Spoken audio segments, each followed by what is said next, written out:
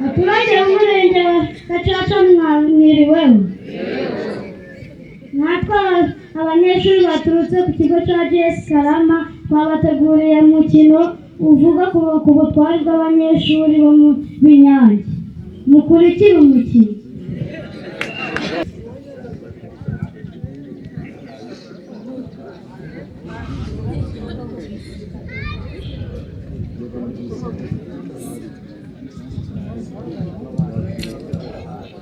Nesi wa mukoro mwarimu yarayaduhaye ni bande wawukoze? Nje nawukoze ariko hari ikibazo kimwe cyane. Okay, ukizane turigufasha.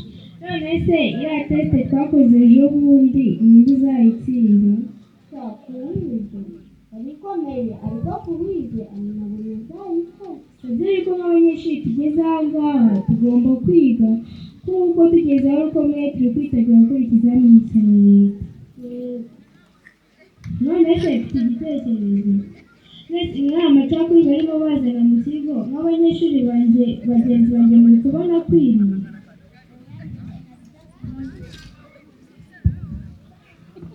Nibaza tuzivaho. Okay, murakoze.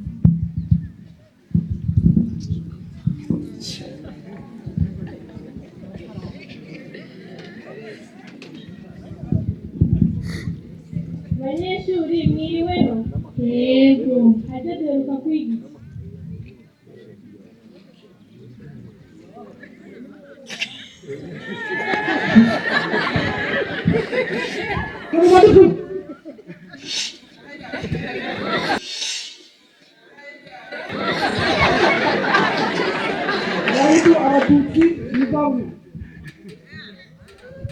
Nta muhutu nta mututsi twese turi abanyarwanda.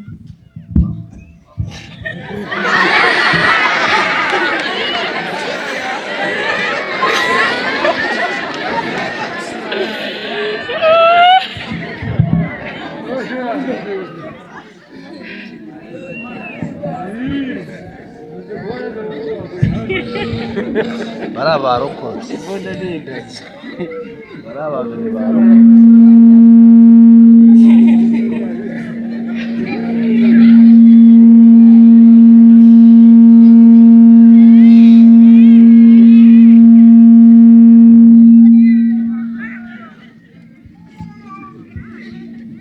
Mana we ndumva uyu nguyu agihumeka. Ni mwihangane turi buze gushaka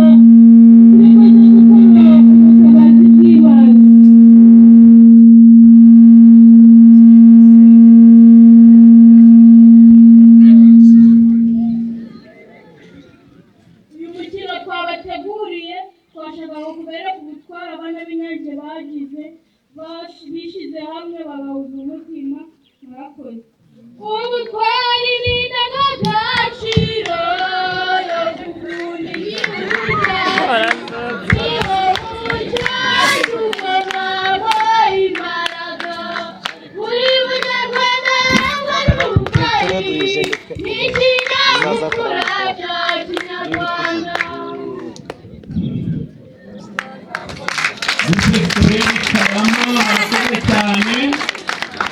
Twashimiye cyane